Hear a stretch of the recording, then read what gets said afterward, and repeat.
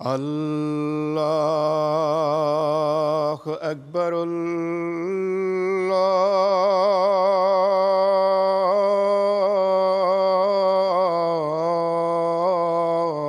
الله أكبر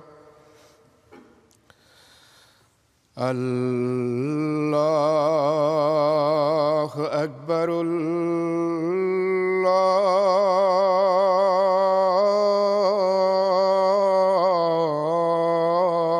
الله أكبر أشهد أن لا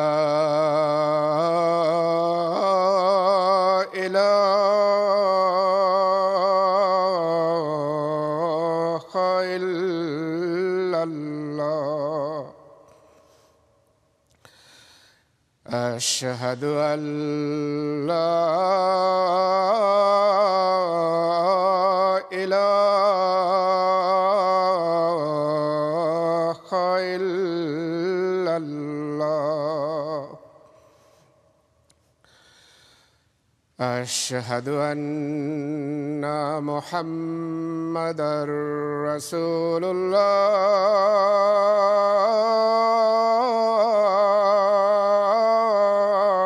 الله أشهد أن محمدًا رسول الله حي على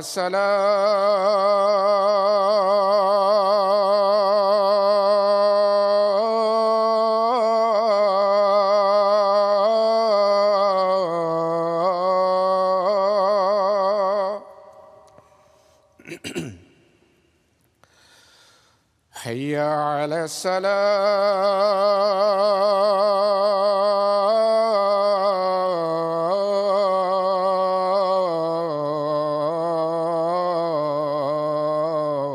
الصلاة حي على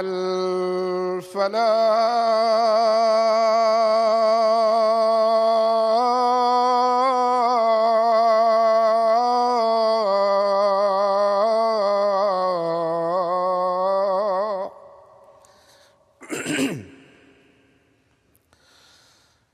حي على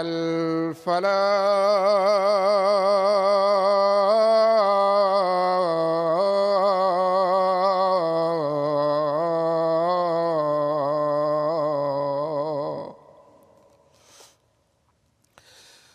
الله أكبر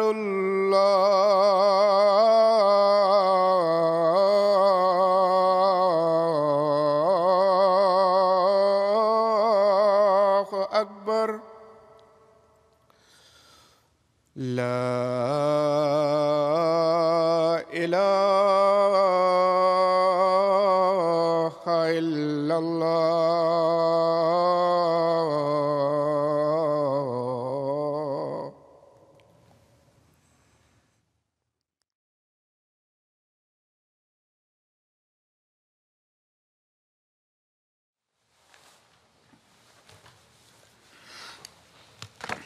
السلام عليكم ورحمة الله.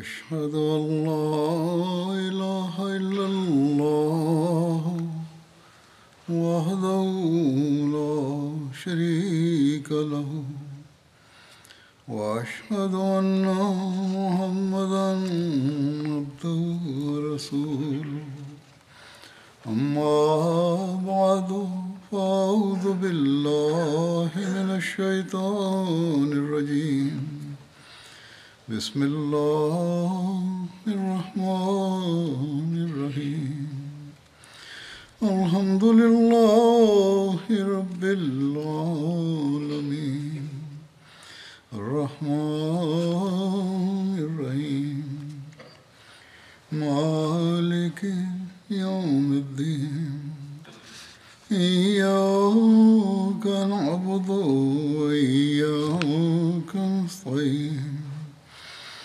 اهدنا الصراط المستقيم صراط الذين أنعمت عليهم غير المغضوب عليهم ولا الضالين.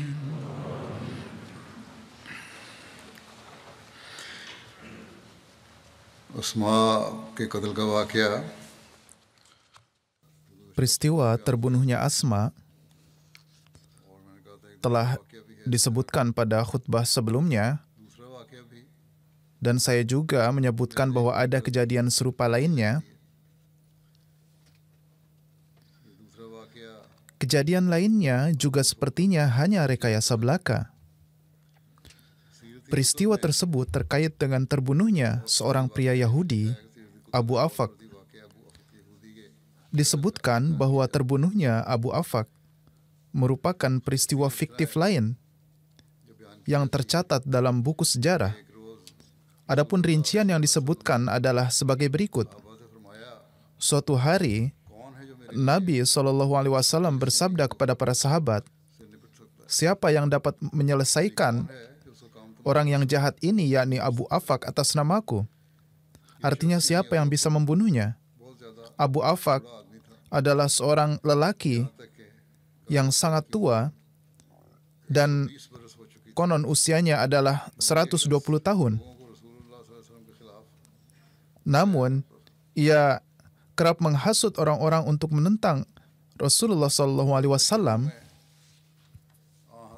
dan menggunakan bahasa yang kotor dan kasar dalam puisinya yang menentang Rasulullah SAW. Atas perintah Rasulullah SAW ini, Hazrat Salim bin Umair berdiri.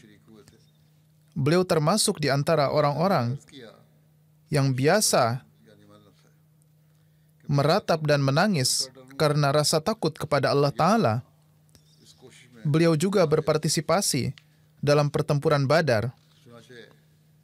Hazrat Salim radhiyallahu an berkata, "Saya bersumpah akan membunuh Abu Afaq, atau kalau tidak berhasil, saya siap untuk mengorbankan nyawa saya dalam upaya ini."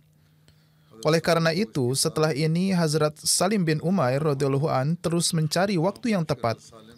Suatu hari, di malam hari dalam cuaca yang sangat panas, Abu Afaq sedang tidur di halaman rumahnya. Hazrat Salim radhiyallahu an mengetahui hal ini dan beliau segera berangkat.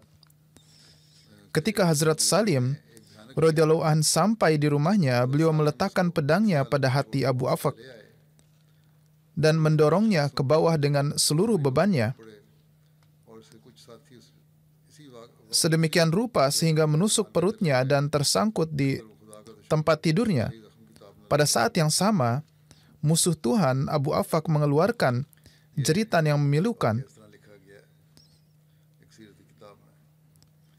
Hazrat Salim radhiyallahu an meninggalkannya dalam keadaan seperti ini dan pergi. Mendengar teriakan Abu Afaq, orang-orang langsung berlarian dan beberapa temannya langsung membawanya masuk. Namun musuh Tuhan ini tidak dapat pulih dari luka yang dalam dan mati. Kejadian ini telah dicatat dalam salah satu buku sejarah seperti kejadian sebelumnya, dan kejadian ini tidak diriwayatkan oleh sanad yang terpercaya. Tidak juga disebutkan dalam kitab-kitab Siyah-Sittah, namun hal tersebut dapat ditemukan dalam beberapa kitab sejarah seperti Sirat Al-Halabiyah, Syarah Zarqani, Tabaqatul Kubra, karya Ibnu Sa'ad, Siratun Nabawiyah karya Ibnu Hisham, Al-Bidayah wan Nihayah, Kitabul Maghazi oleh Waqidi, dan Subulul Huda wa Ar-Rishad, dan lain-lain. Namun tidak tercatat di sebagian besar kitab sejarah seperti Al-Kamil Fit Tarikh, Tarikh Tabari, Tarikh Ibnu Khaldun, dan lain-lain. Namun sebagaimana disebutkan sebelumnya, hal ini disebutkan dalam beberapa buku sejarah. Sehubungan dengan kejadian ini, serupa dengan kejadian Asma, orang-orang telah bersaksi bahwa ia selalu menghasut orang-orang untuk menentang dan memusuhi Rasulullah SAW. Setelah pertempuran Badar, kebencian dan dendamnya semakin meningkat dan terang-terangan dan mulai memberontak. Adanya Kontradiksi dalam riwayat terkait pembunuhan Abu Afaq juga menjadikan riwayat ini diragukan. Pertama-tama, ada perbedaan pendapat mengenai orang yang membunuhnya. Menurut Ibnu Sa'ad dan Waqidi, Salim bin Umair membunuh Abu Afaq. Sedangkan dalam beberapa riwayat lain disebutkan bahwa Salim bin Umar, dan menurut Ibnu Uqbah, Salim bin Abdullah bin Sabit Ansari yang membunuhnya. Kedua, adanya perbedaan motif pembunuhan tersebut. Menurut Ibnu Hisham dan Waqidi, Salimlah yang membunuhnya disebabkan oleh api amarahnya sendiri. Sementara menurut beberapa riwayat lain, ia membunuhnya atas perintah Rasulullah SAW. Ibnu Hisham telah menulis demikian. Aspek ketiga adalah kaitannya dengan perbedaan agama. Menurut Ibnu Sa'ad, Abu Afaq adalah seorang Yahudi. Sedangkan Waqidi berpendapat bahwa ia bukanlah seorang Yahudi. Ada juga perbedaan tentang waktu pembunuhan. Menurut Waqidi dan Ibnu Sa'ad, kejadian ini terjadi setelah terbunuhnya Asma binti Marwan. Sedangkan menurut Ibnu Ishaq dan Ibnu Hisham dan lain-lain, kejadian ini terjadi sebelum terbunuhnya Asma. Jelas terlihat dari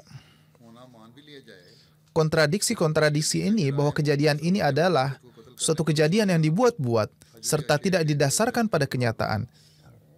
Jika anggap saja bahwa Abu Afaq memang dibunuh, maka kejahatan-kejahatan yang telah dilakukannya, seperti menghasut untuk membunuh pemimpin negara, melantunkan bait-bait sindiran dan cacian untuk memprovokasi perang, menimbulkan kegentingan di masyarakat, dan menyulut api perang. Semuanya sudahlah cukup menjadi alasan bahwa ia pantas dijatuhi hukuman mati. Sebagaimana pada masa ini pun hukuman mati diberikan kepada mereka yang terbukti melakukan makar terhadap pemerintah. Tidaklah mungkin jika yang dijadikan alasan eksekusinya hanya cacian yang biasa ia lontarkan saja. Demikian pula halnya dengan peristiwa Asma. Tidak ada bukti adanya reaksi dari pihak Yahudi, begitu juga dalam peristiwa terbunuhnya Abu Afaq. Jika memang demikian, pasti akan menimbulkan reaksi dari orang-orang Yahudi atas kematiannya.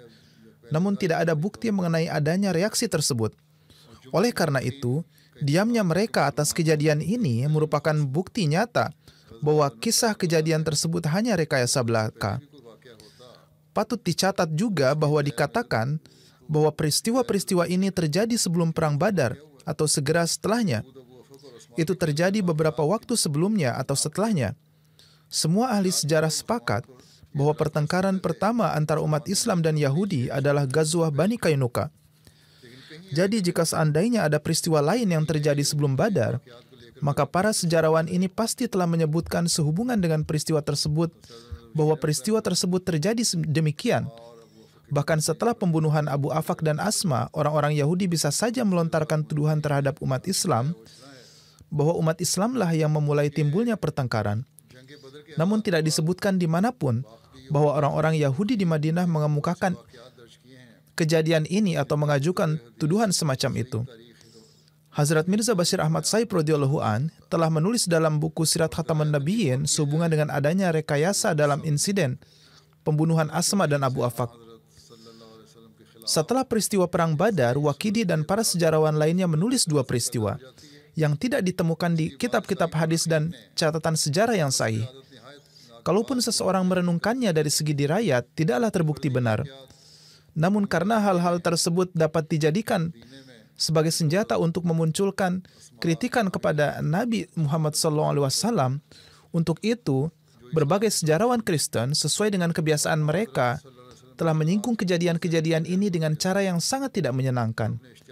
Insiden pertama yang dibuat-buat ini berkaitan dengan seorang wanita bernama Asma yang dulu tinggal di Madinah. Asma disebutkan lagi di sini dan merupakan musuh Islam yang tulen. Ia biasa menjelek-jelekkan Nabi SAW dan menghasut orang-orang untuk menentang Rasulullah SAW melalui puisi-puisinya yang provokatif dan mengobarkan emosi orang-orang untuk membunuh Rasulullah SAW. Akhirnya, seorang sahabat yang tunanetra bernama Umair bin Adi emosi dan membunuhnya saat wanita itu tengah tidur di rumahnya pada malam hari. Ketika Nabi SAW diberitahu tentang kejadian ini, beliau SAW tidak menegurnya, tetapi beliau bahkan memuji tindakan tersebut. Namun mengatakan bahwa Rasulullah SAW memuji tindakan beliau tidak berarti bahwa hal itu benar-benar terjadi. Faktanya saya telah membuktikan bahwa kejadian ini adalah palsu. Peristiwa kedua yang disebutkan adalah peristiwa yang menimpa seorang lelaki tua Yahudi bernama Abu Afaq yang tinggal di Madinah. Orang ini juga selalu melontarkan syair-syair yang penuh hasutan terkait Rasulullah SAW dan menghasut orang-orang kafir untuk berperang melawan Rasulullah SAW dan membunuhnya. Akhirnya ia pun dibunuh oleh seorang sahabat bernama Salim bin Umair dalam kemarahannya pada malam hari ketika ia berada di beranda rumahnya sendiri. Jadi inilah yang diriwayatkan. Hazrat Mirza Bashir Ahmad Saib radhiyallahu an lebih lanjut menulis, Waqidi dan Ibnu Hisham bahkan telah mengutip beberapa bait penuh hasutan yang dibuat oleh Asma dan Abu Afaq untuk melawan Nabi Muhammad SAW. Sir William Muir dan lainnya telah menghiasi buku mereka dengan dua kejadian ini dengan cara yang sangat tidak menyenangkan. Para orientalis telah memanfaatkan hal ini dan menggunakannya sebagai alasan untuk menunjukkan betapa banyak kezaliman yang terjadi. Namun kenyataannya, jika dicermati dan dikritisi, kejadian-kejadian ini bahkan tidak dapat dibuktikan benar-benar terjadi. Dalil pertama yang membuat keotentikan kedua peristiwa ini dipertanyakan adalah bahwa keduanya tidak ditemukan dalam kitab-kitab hadis. Dengan kata lain, tidak ada satupun hadis yang menceritakan kejadian seperti ini. Begitu juga nama pembunuh atau korbannya. Kenyataannya jangan-jangan hadis, bahkan berbagai sejarawan pun tidak menyinggung kejadian ini. Padahal jika peristiwa seperti ini benar-benar terjadi, maka tidak ada alasan bagi kitab-kitab hadis dan berbagai kitab sejarah untuk tidak mengutipnya. Dalam hal ini, tidak dapat dispekulasikan bahwa karena tuduhan tersebut ditujukan kepada Nabi SAW dan para sahabat Rasulullah SAW, maka para muhaddisin dan berbagai sejarawan mungkin mengabaikan kejadian-kejadian ini. Alasannya adalah, pertama, keadaan di mana kejadian-kejadian ini terjadi tidaklah patut. Jika kita mempertimbangkan betapa besarnya ia melakukan hasutan terhadap pemerintah, maka hal ini tidak dapat disangkal jika benar-benar terjadi. Oleh karena itu, tidak tepat jika kita menuduh bahwa para sejarawan dan muhaddisin tidak menyebutkan hal ini dalam sejarah karena di dalamnya berisi kritikan terhadap Rasulullah SAW. Kedua, siapapun yang memiliki studi dasar tentang hadis dan sejarah tidak boleh lupa akan fakta bahwa muhaddisin Muslim dan para sejarawan tidak pernah menghilangkan sebuah riwayat hanya karena alasan bahwa riwayat tersebut tampaknya menimbulkan keberatan terhadap Islam dan Nabi Muhammad SAW. Praktik yang mereka yakini adalah bahwa mereka tidak akan pernah segan sedikit pun dalam menceritakan apapun yang mereka anggap asli dalam kaitannya dengan riwayat, semata-mata karena pokok permasalahannya. Faktanya, cara-cara yang ditempuh sebagian muhaddisin dan sebagian besar sejarawan adalah bahwa mereka dengan jujur memasukkan ke dalam koleksi mereka riwayat apapun yang sampai kepada mereka mengenai Rasulullah SAW dan para sahabat beliau. Dengan mereka, sekalipun jika lemah dan tidak dapat diterima baik dari segi riwayat maupun dirayat, mereka kemudian akan menyerahkan kepada ijtihad ulama dan peneliti di kemudian hari untuk membedakan sendiri antara riwayat yang otentik dan yang lemah. Selain itu, niat mereka adalah agar apapun yang dikaitkan dengan Nabi SAW dan para sahabatnya, apakah itu benar atau salah, tidak boleh dihilangkan dari koleksi.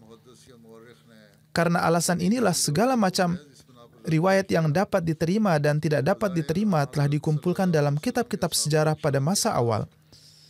Namun bukan berarti semuanya bisa diterima.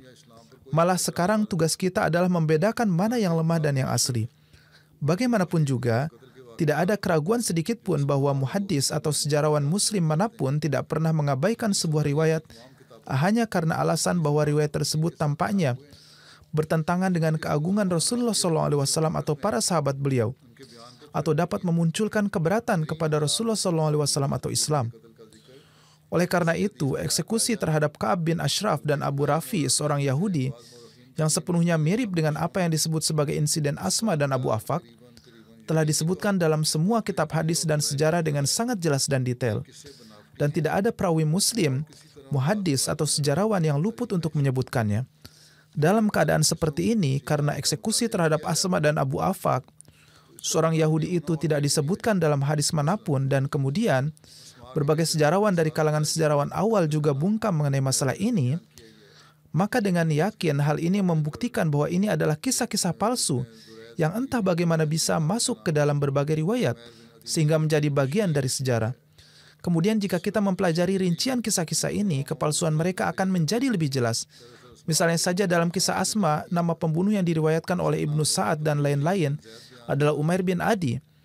Namun sebaliknya, nama pembunuh yang diriwayatkan oleh Ibnu Duraid bukanlah Umair bin Adi, melainkan Gasmir. Suhaili menyatakan kedua nama tersebut tidak benar dan menegaskan bahwa sebenarnya Asma dibunuh oleh suaminya sendiri, yang namanya disebut-sebut sebagai Yazid bin Zaid dalam berbagai riwayat. Kemudian dalam riwayat lain diceritakan bahwa tidak satupun dari orang-orang tersebut di atas yang membunuh Asma, melainkan pembunuhnya adalah orang yang tidak disebutkan namanya yang berasal dari bangsanya sendiri. Ibnu Sa'ad dan yang lain menyebut korbannya sebagai Asma bin Marwan. Namun ada pernyataan Allamah Ibnu Abdul Bar bahwa ia bukanlah Asma binti Marwan, namun sebenarnya Umair membunuh saudara perempuannya sendiri yang bernama binti Adi. Ibnu Sa'ad menulis bahwa pembunuhan itu terjadi tengah malam.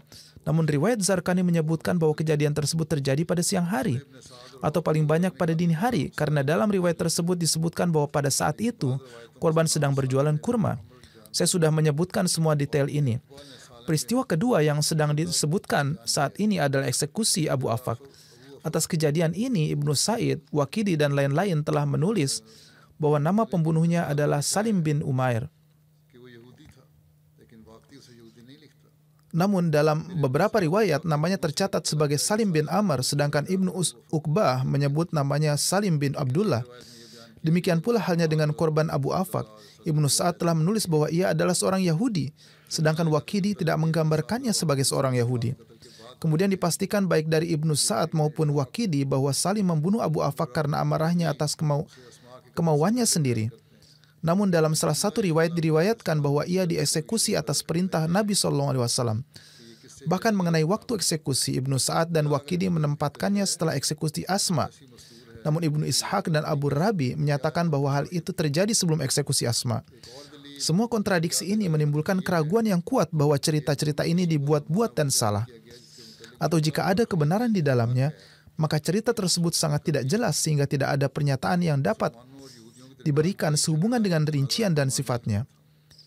Argumen lain yang menyatakan bahwa insiden-insiden ini palsu adalah bahwa era di mana kedua kisah tersebut dikatakan terjadi adalah era di mana semua sejarawan sepakat bahwa hingga saat itu belum ada konfrontasi atau perselisihan yang muncul di antara para tokoh Muslim dan Yahudi. Sejarah menetapkan bahwa Ghazwah Banu Qainuqa adalah pertempuran pertama yang terjadi antara kaum Muslim dan Yahudi, dan bahwa kaum Yahudi Banu Qainuqa adalah orang-orang pertama yang secara praktis melangkah maju dalam permusuhan mereka terhadap Islam. Lalu bagaimana bisa diterima bahwa sebelum Ghazwah atau perang ini telah terjadi suatu pertumpahan darah antara kaum Yahudi dan Muslim? Lebih lanjut, jika peristiwa-peristiwa tersebut memang benar terjadi sebelum peristiwa Ghazwah Bani Qainuqa, maka tidaklah mungkin peristiwa tersebut tidak disebutkan oleh para sejarawan sebagai suatu penyebab terjadinya Ghazwah atau perang tersebut. Maksudnya, di latar belakang atau sebab terjadinya pertempuran tersebut, kejadian ini tidak disebutkan, dan seharusnya disebutkan perihal terbunuhnya kedua orang ini.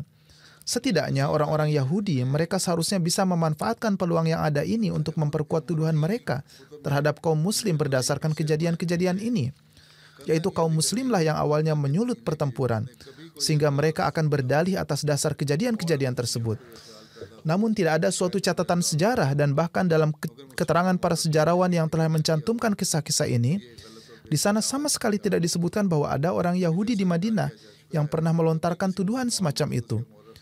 Seandainya ada yang beranggapan bahwa mungkin ada orang Yahudi yang melontarkan tuduhan demikian, namun para sejarawan Muslim sengaja mengabaikannya. Sesungguhnya ini adalah anggapan yang salah dan tidak berdasar. Sebagaimana telah disebutkan, tidak ada seorang imam hadis atau sejarawan Muslim pun yang menutup-nutupi suatu tuduhan apapun yang dilontarkan oleh musuh Islam. Misalnya, dalam peristiwa pertempuran di Nakhlah, ketika para penyembah berhala Mekah mengajukan keberatan kepada umat Islam karena tidak menghormati bulan suci, para sejarawan Muslim tetap mencatat tuduhan ini dalam buku-buku mereka dengan apa adanya. Dan ini adalah suatu hal yang belum pernah terjadi sebelumnya. Oleh karena itu, jika tuduhan tersebut benar telah dilontarkan oleh orang-orang Yahudi pada saat itu, maka catatan sejarah pasti akan menyebutkannya. Oleh karena itu, kisah-kisah ini tidak terbukti benar dari sudut pandang analisa apapun. Sepertinya ada musuh tersembunyi dalam Islam yang menceritakan kisah-kisah ini sambil mengaitkannya dengan beberapa orang Muslim. Kemudian mereka menemukan cara untuk memasukkannya ke dalam rujukan periwayatan dalam Islam. Atau mungkin ada seorang Muslim yang lemah yang sengaja memasukkan kejadian-kejadian ini ke dalam rujukan sejarah Islam untuk mengaitkan kebanggaan palsu ini kepada sukunya sendiri, bahwa orang-orang yang memiliki hubungan dengannya telah membunuh orang-orang kafir yang berbahaya. Wallahu a'lam. Inilah kenyataan sebenarnya sehubungan dengan peristiwa-peristiwa tersebut. Akan tetapi, sebagaimana telah disebutkan sebelumnya, bahwa seandainya kejadian-kejadian ini adalah benar, sesungguhnya kejadian-kejadian tersebut tidak dapat dianggap boleh dipermasalahkan. Karena berdasarkan keadaan di saat terjadinya peristiwa-peristiwa tersebut. Pada masa itu, kondisi rapuh yang dihadapi umat Islam telah dijelaskan sebelumnya. Keadaan kaum Muslim saat itu persis seperti keadaan seorang yang dikelilingi oleh api yang berkobar dan berbahaya di segala sisinya sejauh mata memandang, dan ia tidak mempunyai tempat untuk melarikan diri. Dan orang-orang haus akan darahnya berdiri di sampingnya. Dalam kondisi umat Islam yang sangat rentan ini, jika ada orang yang jahat dan keji, menghasut orang-orang untuk menentang sosok pemimpin dan pembimbing mereka dengan mengucapkan kata-kata yang menyulut para musuh Islam agar membunuhnya, maka cara apa lagi yang bisa ditempuh dalam keadaan itu kecuali dengan mengakhiri orang seperti itu? Kemudian tindakan ini dilakukan oleh umat Islam hanya karena adanya penghasutan yang sangat keji. Suatu keadaan di mana pembunuhan kecil tidaklah dianggap cukup sebagai pembalasan. Oleh karena itu, bahkan tokoh seperti Mr. Margolid, juga seorang orientalis yang umumnya mengambil sikap berlawanan dalam segala hal, di sini ia tidak menganggap umat Islam layak dikecam atas peristiwa-peristiwa ini. Oleh karena itu, Mr. Margolid menulis, karena jika syair-syair yang dianggap berasal dari Asma itu adalah benar bahwa ia telah sengaja menghasut penduduk Madinah untuk melakukan pembunuhan kepada Rasulullah, maka tindakan membunuhnya tidaklah menjadi suatu tindakan kejam yang tidak dapat dimaafkan, meski ditimbang sesuai kaidah apapun. Dan tidak boleh dilupakan bahwa cacian adalah senjata yang jauh lebih ampuh di Arab dibandingkan di tempat lain. Kemudian sesuai dengan kenyataan bahwa hanya pelakunya lah yang menderita, hal ini merupakan suatu kemajuan besar pada kebiasaan yang ada. Yaitu karena hanya pelaku yang dibunuh dan bukan orang lain yang dibunuh. Saat itu, menulis syair berisi cacian terhadap seorang berarti perang kepada seluruh suku. Sebagai gantinya, Islam menegakkan kaidah bahwa suatu hukuman hanyalah ditimpakan kepada pelakunya saja dan bukan kepada sahabat atau kerabatnya. Mr. Margolid sehubungan dengan hukuman ini hanya melontarkan keberatan berkenaan dengan cara pelaksanaan hukuman, yaitu mengapa hukuman mereka tidak dilakukan setelah kejahatan mereka diumumkan secara resmi. Jawaban pertama terhadap hal ini adalah, seandainya kejadian-kejadian ini dianggap benar, namun kejadian-kejadian tersebut merupakan tindakan perorangan dari umat Muslim yang mereka lakukan setelah mereka dihasut dengan sangat keji. Rasulullah SAW tidaklah memerintahkan tindakan ini, dan hal ini secara jelas tertera dalam tulisan Ibnu Sa'ad. Kedua, seandainya diterima bahwa Nabi SAW lah yang telah memerintahkan tindakan-tindakan ini, kendati demikian, sesungguhnya keadaan pada masa itu adalah sedemikian rupa, yaitu seandainya keputusan menghukum mati Asma dan Abu Afaq ditempuh secara terbuka, serta keluarga para penjahat diberitahu sebelumnya bahwa orang-orang mereka akan dieksekusi, maka hal ini dapat menjurus pada akibat yang sangat berbahaya. Dan ada kekhawatiran yang kuat mengenai kenyataan bahwa kejadian-kejadian ini dapat memicu suatu perang yang besar antara umat Islam dan Yahudi, dan bahkan antara umat Islam dan segenap kaum musyrik Madinah. Hazrat Mirza Bashir Ahmad Sahib radhiyallahu an menulis, Sungguh aneh bahwa meskipun Mr. Margolid saja menganggap bahwa tindakan membunuh secara langsung diperbolehkan mengingat keadaan khusus Arab pada saat itu, lalu mengapa pengamatannya tidak mampu memperhitungkan keadaan khusus pada zaman itu terkait cara penghukuman mati? Dalam hal ini juga, jika ia mempertimbangkan keadaan-keadaan khusus pada masa itu, mungkin dia akan yakin bahwa cara yang digunakan itu adalah yang paling tepat untuk keadaan-keadaan pada masa itu dan demi mewujudkan kedamaian di dalam masyarakat. Tetapi sesungguhnya kejadian ini tidaklah benar terjadi. Singkatnya, pertama, peristiwa terbunuhnya Asma dan Abu Afaq, orang Yahudi, bahkan tidaklah benar jika ditinjau dari ilmu riwayat dan dirayat. Kemudian, seandainya saja hal-hal tersebut diterima sebagai suatu kebenaran, maka hal-hal tersebut tidak dapat dianggap tidak pantas mengingat keadaan pada masa itu. Lalu apapun masalahnya, bisa jadi pembunuhan-pembunuhan ini hanyalah tindakan perorangan dari umat Islam tertentu yang dilakukan oleh mereka setelah mereka menerima hasutan yang serius, dan Nabi SAW tidaklah mengeluarkan perintah seperti itu. Tuduhan ini sama sekali tidak berdasar bahwa Nabi SAW telah memberikan perintah untuk membunuh mereka. Ini semua adalah pernyataan palsu yang dialamatkan kepada Rasulullah SAW. Para sejarawan telah mencantumkan semua kisah ini, namun selanjutnya kisah-kisah tersebut harus diteliti dengan baik. Kita bersyukur kepada Allah Ta'ala atas karunia-Nya karena Dia telah menurunkan taufik kepada kita untuk menerima imam zaman. Oleh karena itu kita secara cermat menilai dan merenungkannya setiap permasalahan dan menyodorkannya setelah memahami kenyataan sebenarnya dari permasalahan tersebut. Dan kita berusaha untuk memberikan sanggahan terhadap tuduhan apapun yang dilontarkan kepada Nabi Muhammad SAW. Semoga Allah Ta'ala menurunkan hikmah kepada para ulama ini yang menyebarkan kisah palsu tersebut untuk memenuhi kepentingan mereka dan mencemarkan nama baik Islam. Mereka mengaku menganut Islam, namun kenyataannya tindakan mereka justru mengarah pada sikap ekstremisme. Semoga Allah Ta'ala memberikan petunjuk kepada mereka. Sekarang, saya akan menyampaikan secara rinci beberapa Ahmadi yang telah wafat. Pertama adalah Bapak Profesor Dr. Nasir Ahmad Khan yang lebih dikenal dengan nama Pervez Sahib. Beliau baru saja meninggal di Kanada pada usia 87 tahun. Innalillahi wa inna ilaihi raji'un. Beliau lahir di Kadian. Nama ayahnya adalah Maulana Ahmad Khan Sahib Nasim, seorang mubalik. Beliau menjabat sebagai Nazir Islah Irsad Mukami untuk jangka waktu yang lama. Beliau memiliki sifat yang luar biasa dan telah membantu mengorganisir berbagai jemaat. Ibu almarhum bernama Rahmat Bibi, Pervez Sahib memperoleh pendidikan awal di Kadian. Setelah ujian matrikulasi, beliau tidak melanjutkan kuliah karena saat itu perguruan tinggi Talimul Islam sedang berada di Lahore. Kemudian, ketika Talimul Islam pindah ke Rabwah, beliau mendaftar di sana. Pada tahun 1958, beliau memperoleh gelar B.A. Hons, dan pada tahun 1960 memperoleh gelar MA dari Oriental College University. Beliau kemudian memperoleh gelar PhD dari Universitas Punjab pada tahun 1968.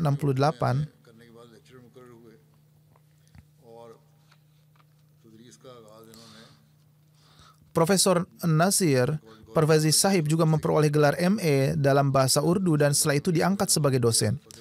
Beliau memulai karir mengajar di sebuah perguruan tinggi negeri di Muzaffargarh.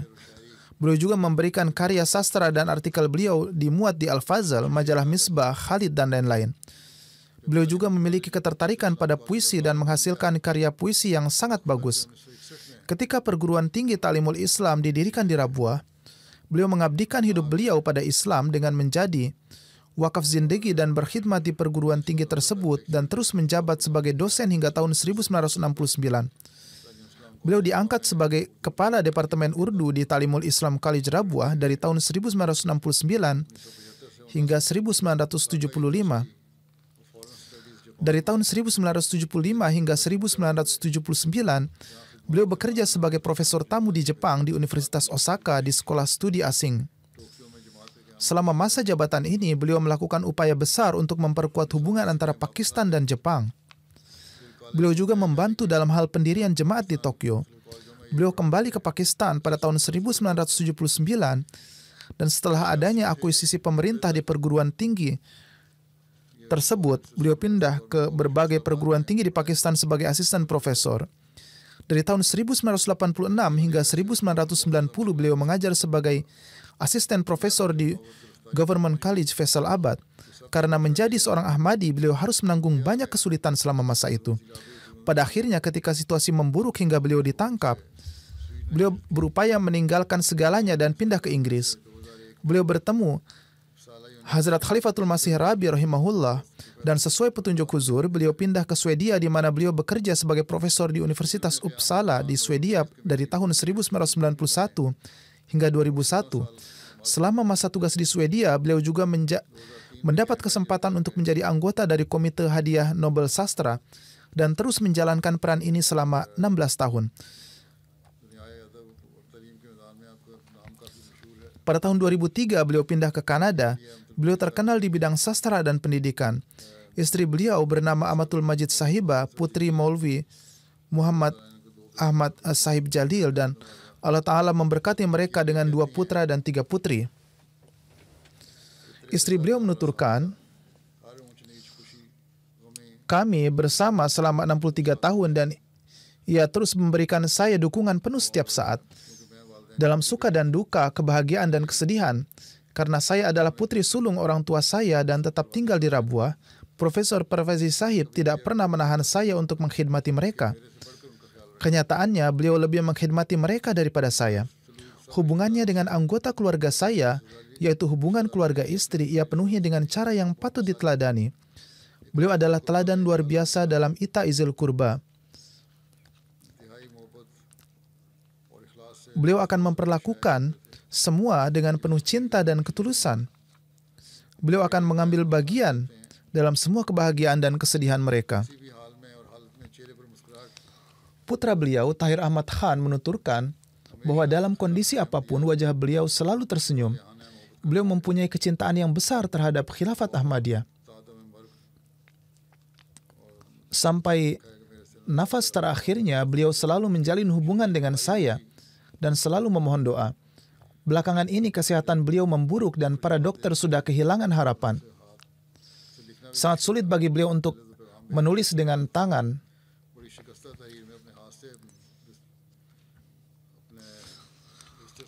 Pada awalnya beliau selalu mengirim pesan untuk memohon doa, kemudian terkadang beliau mengirim surat tulisan tangan yang hampir tidak terbaca, yang beliau tulis sambil berbaring di tempat tidurnya.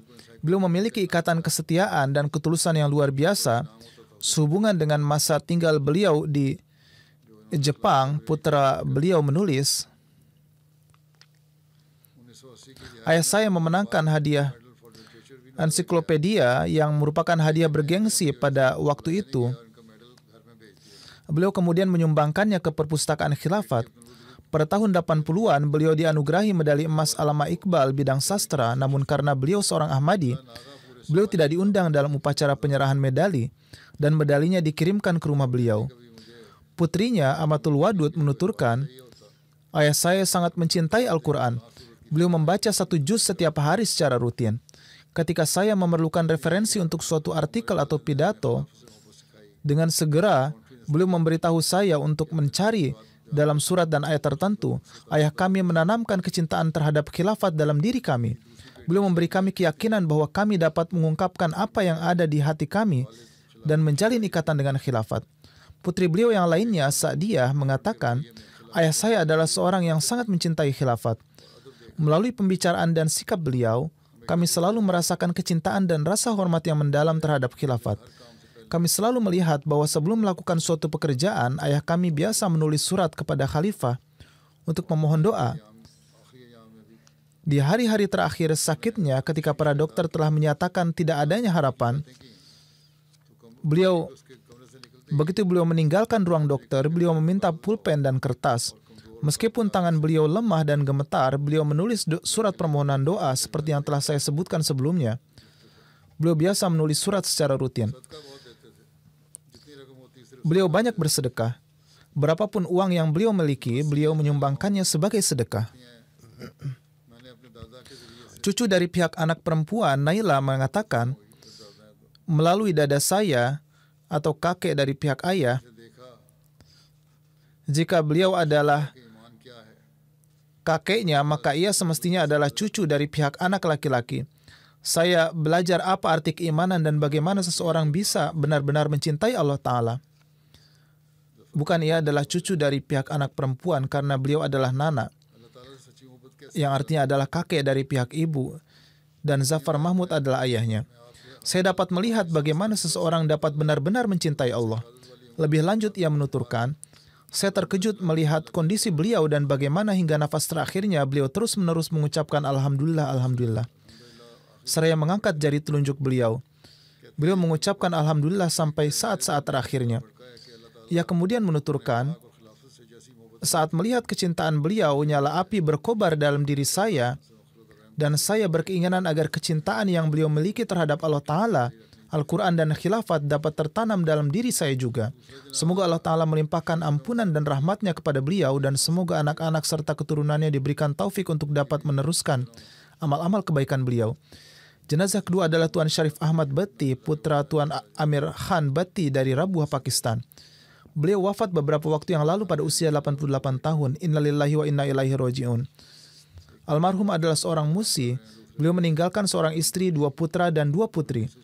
Salah satu putranya bekerja di Hifazati Markas dan putra lainnya, Tahir Ahmad Bhatti, berkhidmat sebagai mubalik di Sierra Leone.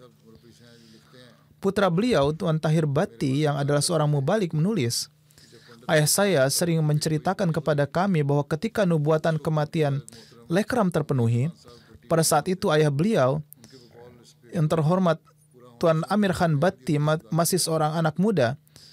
Beliau mengatakan bahwa ketika nubuatan ini tergenapi, kegenapan Ahmadiyah terpatri di dalam hatinya, tapi karena usianya yang masih muda, beliau tidak bisa pergi ke Qadian dan tidak bisa mengikrarkan baiat. Kemudian beliau berbaiat di tangan Hazrat Khalifatul Masih pertama, radhiyallahu an, dan masuk ke dalam jemaat Ahmadiyah. Pada tahun 1974, karena gangguan dan kerusuhan terhadap Ahmadiyah, beliau harus meninggalkan Lalian dan menetap di Rabuah. Beliau pernah bekerja di pabrik tekstil, namun beliau tidak pernah menyembunyikan fakta bahwa beliau adalah seorang Ahmadi kepada siapapun. Dimanapun beliau bekerja, beliau memberitahu mereka sejak hari pertama bahwa beliau adalah seorang Ahmadi. Jika mereka ingin bergaul dengan beliau, maka itu tidak masalah karena beliau akan selalu memperkenalkan dirinya sebagai seorang Ahmadi. Saudara laki-laki beliau, Tuan Latif Ahmad, yang tinggal di Jerman, menuturkan, beliau dulu bekerja di pabrik tekstil. Seorang penentang Ahmadiyah datang ke departemennya dan berkata kepadanya, saya tahu bahwa kamu adalah seorang Ahmadi. Beliau menjawab bahwa beliau memang seorang Ahmadi, dan orang tersebut mulai berbicara buruk terhadap Hazrat Masih Maud alaihissalatu wassalam. Penentang itu berkata, sekarang apakah kamu yang akan tetap bekerja di pabrik ini atau saya? Dan ia berusaha keras untuk memprovokasi pemilik pabrik dan menciptakan keresahan. Almarhum segera mulai berdoa, memohon, ya Allah, tolonglah aku demi Hazrat Masih Maud alaihissalatu wassalam dan gagalkan tindakan buruk ini. Setelah beberapa saat, seorang karyawan datang kepada beliau dan memberitahu beliau bahwa orang yang bersikap lancang pada pabrik itu sedang duduk dengan resah di luar pabrik. Pemilik pabrik memergokinya mencuri dalam salah satu transaksinya dan memecatnya dari pabrik. Almarhum rutin melaksanakan sholat tahajud dan sholat 5 waktu, serta senantiasa sibuk dalam berdoa. Beliau banyak membaca literatur jemaat dan terutama setelah pensiun, beliau mulai membaca lebih banyak lagi. Sebuah buku jemaat selalu ada di samping tempat tidurnya dan beliau sibuk menelaahnya. Kapanpun khalifah memberikan himbauan doa untuk suatu hal tertentu, beliau segera ambil bagian. Beliau banyak membaca solawat. Putra beliau yang adalah seorang mubalik menuturkan, ketika saya duduk di kelas 6, beliau menyuruh saya melafalkan solawat dalam perjalanan berangkat dan pulang dari sekolah. Beliau, yakni Bhatti Sahib, juga mengatakan mengenai dirinya sendiri bahwa dengan karunia Allah Ta'ala, beliau membaca solawat lebih dari 1000 kali dalam sehari. Semoga Allah Ta'ala memberikan ampunan dan rahmat kepada beliau dan semoga anak-anak beliau dapat meneruskan kebaikan-kebaikan beliau. Jenazah berikutnya adalah Tuan Profesor Abdul Qadir Dahri, mantan Amir Jemaat Distrik Nawabshah. Beliau wafat pada usia 92 tahun. Innalillahi wa inna ilaihi roji'un. Jenazah berikutnya adalah Tuan Profesor Abdul Qadir Dahri, mantan Amir Jemaat Distrik Nawab Shah. Beliau wafat pada usia 92 tahun. Innalillahi wa inna ilaihi roji'un.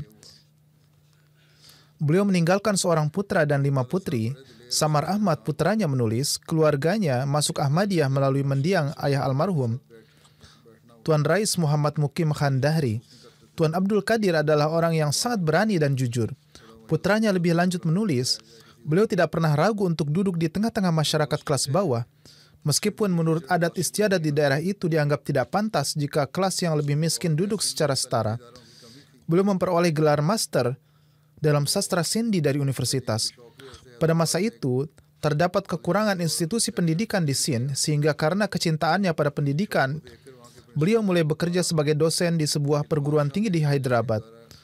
Melihat kegemarannya mengajar, kepala sekolah di sana menyuruhnya membuka lembaga pendidikan di Nawab Shah dan mengadakan kelas malam di sana.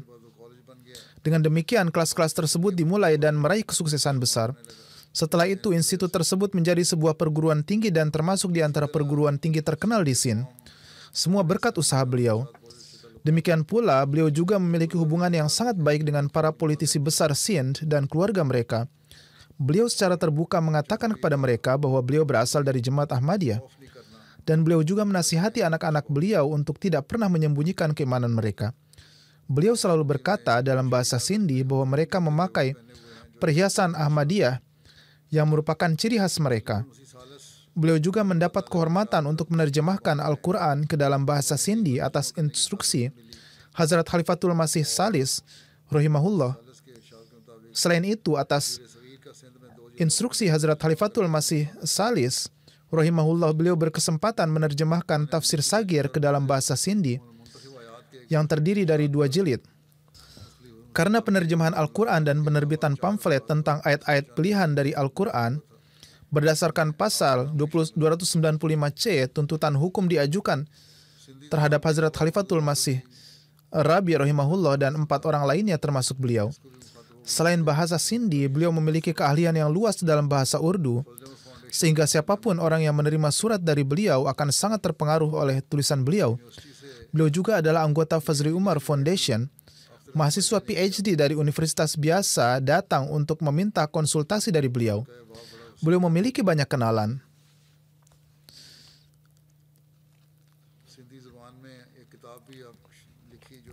Beliau menulis sebuah buku dalam bahasa Sindhi yang sangat penting dalam membimbing para ahli pengajaran dan siswa. Selain itu, ada beberapa kata ejekan yang digunakan dalam kamus yang merujuk pada buku Dahri di Sindh. Sesuai dengan perintah Al-Quran, beliau membujuk para pejabat pemerintah dengan banyak argumentasi dan menghapuskan istilah-istilah diskriminatif tersebut dari kamus secara permanen. Semoga Allah Ta'ala memberikan ampunan dan melimpahkan rahmatnya kepada beliau. Semoga Allah Ta'ala memberikan taufik kepada anak-anak beliau untuk meneruskan kebaikan-kebaikan beliau. Jenazah lainnya adalah Tuan Profesor Dr. Muhammad Sharif Khan yang saat ini berdomisili di Amerika. Beliau wafat pada usia 84 tahun. Innalillahi wa inna ilaihi roji'un. Dengan karunia Allah Ta'ala, beliau adalah seorang musi. Beliau lahir pada tahun 1939 di Tanzania. Ahmadiyah diperkenalkan kepada keluarga beliau melalui ayah beliau, yaitu Tuan Dr. Habibullah Khan, yang menerima Ahmadiyah di Tanzania. Tuan Sharif Khan memperoleh pendidikan dasar dari Qadian sebagai hasil dari khutbah yang disampaikan oleh Hazrat Muslim Maud radhiyallahu an pada tahun 1954 sampai 1955. Beliau mewakafkan hidupnya untuk mengabdi pada Islam ketika beliau duduk di kelas 8. Kemudian pada tahun 1963 beliau memperoleh gelar MSc Zoologi dengan meraih medali emas. Kemudian pada tahun 1996 menyelesaikan PhD di bidang zoologi dari Universitas Punjab. Sesuai dengan petunjuk Hazrat Khalifatul Masih Salis rahimahullah, beliau berkhidmat di Talimul Islam College pada tahun 1963 hingga pensiun pada tahun 1998. Beliau berkhidmat selama 35 tahun. Almarhum memiliki sekitar 250 makalah penelitian yang diterbitkan dalam publikasi di seluruh dunia. Makalah penelitian pertamanya diterbitkan pada tahun 1972 dengan topik reptilia, beliau melakukan banyak penelitian. Beliau telah melakukan banyak penelitian terhadap ular, kadal, serangga, dan hewan lainnya. Saya juga merupakan murid beliau. Beliau biasa membawa kami keluar ruangan kelas dan menunjukkan kepada kami berbagai aspek alam dan berbagai serangga yang ditemukan beserta berbagai jenisnya. Pada tahun 2002, beliau dianugerahi Zoologist of the Year di Pakistan. Tuan Mujibullah Chaudhry dari Amerika Serikat menulis, pada tahun 2008 saya berbicara dengan beliau tentang pengumpulan dana untuk masjid dan beliau berkata kami tidak memiliki apapun untuk diberikan. Namun beliau mengundang saya ke rumah beliau. Ketika saya pergi ke rumah beliau, istri beliau meletakkan sekantung perhiasan di depan saya, termasuk apapun yang beliau terima dari orang tuanya atau mertuanya dan mengatakan bahwa hanya ini yang kami miliki, mohon terimalah. Beliau sangat baik dan rendah hati. Beliau selalu memperlakukan murid-muridnya layaknya teman. Semoga Allah Ta'ala memberikan ampunan dan rahmatnya kepada beliau. Putra sulungnya, Tuan Zafarullah, menulis, detailnya ini baru dikirim, beberapa ilmuwan dari Amerika Serikat dan Kanada datang ke Rabuah untuk bertemu Tuan Profesor Dr. Sharif Khan. Menurut para ilmuwan tersebut, tidak ada ahli yang lebih hebat di Pakistan selain Tuan Sharif Khan dalam hal reptologi atau studi tentang reptil. Beliau adalah seorang ahli yang sangat hebat.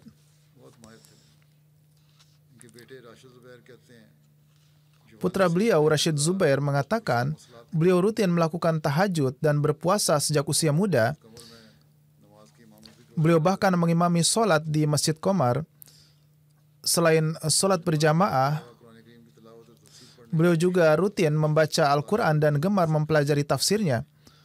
Kajiannya mengenai hal ini sangatlah luas. Cucu beliau, Mas'ud Ahmad Khan, menuturkan, kakek kami adalah sosok yang sangat religius dan memiliki pengetahuan ilmiah yang sangat mendalam. Beliau mengajarkan kepada kami bahwa bukti keberadaan Tuhan dapat ditemukan dalam fitrat manusia. Beliau sangat memberikan penekanan pada solat tepat waktu dan mempelajari Al-Quran. Beliau sangat mencintai Khilafat Ahmadiyah. Beliau selalu menulis surat kepada Khalifatul Masih.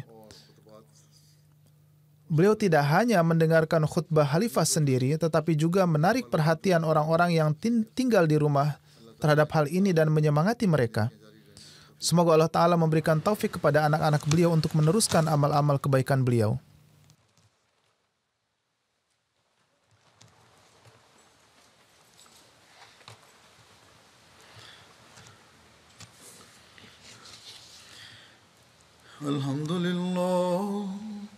Alhamdulillah, nahmaduhu wa nasta'inuhu wa nastaghfiruhu wa nu'minu bihi wa natawakkalu alayhi wa na'udzu billahi min shururi anfusina wa min sayyiati a'malina.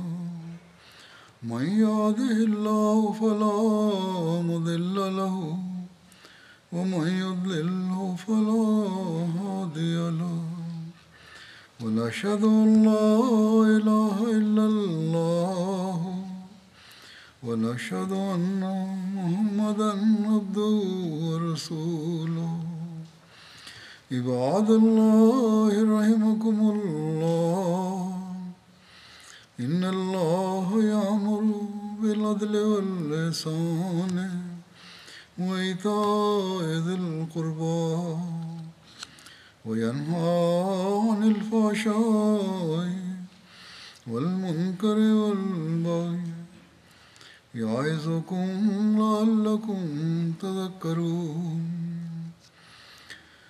اذكروا الله يذكركم وادعوه يستجب لكم ولذكر الله أكبر.